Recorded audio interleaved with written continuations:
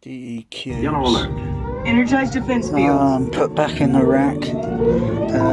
Put the third DEQ in later.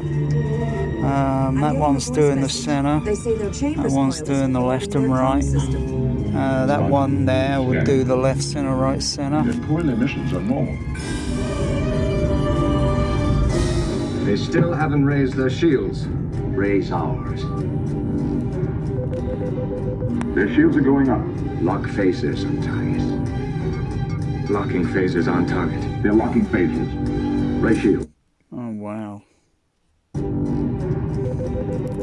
Their shields are going up. Lock phasers on target. Locking phasers on target. They're locking phasers. Still haven't raised their shields. Raise ours. Their shields are going up. Lock phasers on target. Locking phasers on target. They're locking phasers. Raise shield. Their shields are going up. Lock phasers on target. Locking phasers on target. They're locking phasers. Raise shields. Nice little bleep, bleep, bleep, bleep. Their shields are going up. Lock phasers on target. Locking phasers. Nice little on the tactical display, and it bleep, bleep, bleep, bleep. Nicely bleeping in the center. Generate pink noise on the Dolby Pro. You know, I can either do it on the. I've got the audio limiter cutting in on there.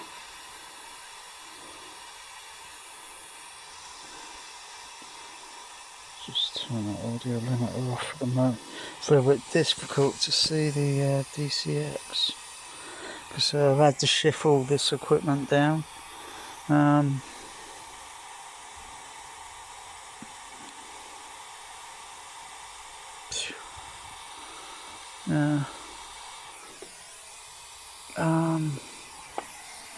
It's 1/12 octave.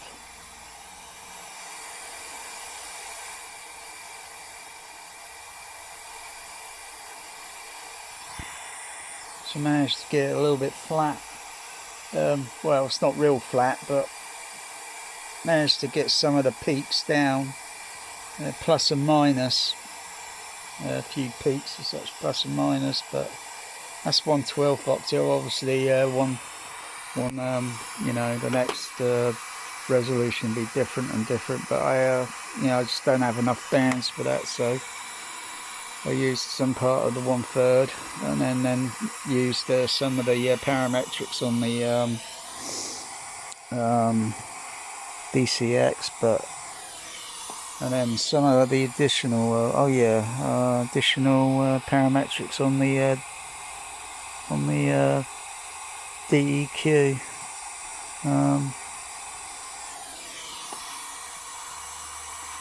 So it's not too bad. It's not too bad. Of course, got to move the microphone occasionally, and use the microphone close to the screen channel, because when it's just placed somewhere else in the room, it, you know, frequency response is then, you know, hit and miss, and then sometimes you kind of score, you get it right, but that's just luck, you know, after fumbling around with the microphone's position just by just moving it slightly and listening on headphones through the audio mixer with a microphone. When you move the microphone, it goes like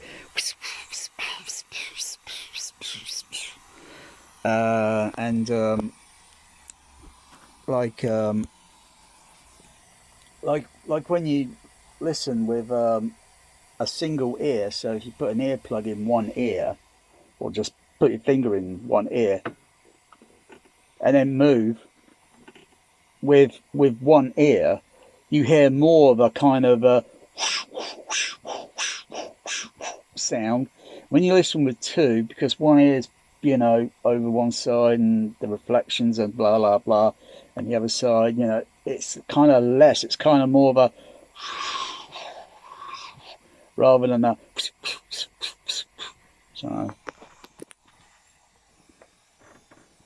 yeah, I suppose if with two microphones or Mr. Binaural dummy head down there, you monitor the sound if on headphones it'd be like, you know, slightly different, but with a single microphone you just get more of a it's rather annoying if I to be frank, it's rather annoying. Yeah, so really should have two microphones. Oh, Mr. Binaural, I should have Mr. Binaural up there, but I need to get a something rigged up so I can fit the dummy head on too, and then yeah, and maybe put it up close, and then I'll be seeing a different frequency response. And then thinking, oh, maybe do it again and do it slightly better. But yeah, that's the technique I sometimes, you know, I prefer to use. Most people probably wouldn't, but you know, like to get the screen speakers accurate, you know. Whereas before, you know, the frequency response on the HF form was, you know, it goes on the crossover, it goes up just slightly, a little bit, depending on where the crossover slope is on the lower end.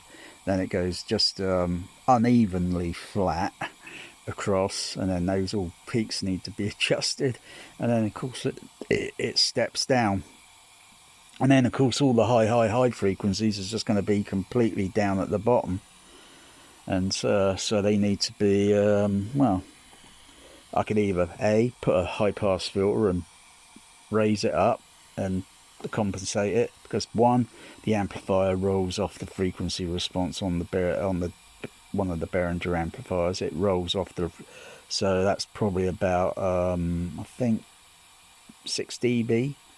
So yeah, not good. And so that needs to be compensated to be raised. Then the response on the speakers, which are completely all crooked on every speaker. Doesn't matter how brilliant the speaker is, doesn't matter how much expensive it is, it's always going to be crooked. And that's where the EQ, that's the whole point of an EQ, to put it up close with the microphone and just get that uneven crookedness out of the you know, so they look the same, but do they sound characteristically the same? Because all the kind of and the way the diaphragm is fitted, you know, or the tweet on a tweeter, or a diaphragm on a HF horn, you know, that makes a whole lot of difference. If you know, if the diaphragm's misaligned, it could sound like it's distorting with a sine wave tone, and then you got to realign it, and then by adjusting the screws, and then, you know, carefully, you know, and then going through all the sine wave tones on the lowies and most others, and checking for harmonic frequencies, and then checking broadly checking for pink noise, and you got to go through every single you know, that takes hours of work, literally.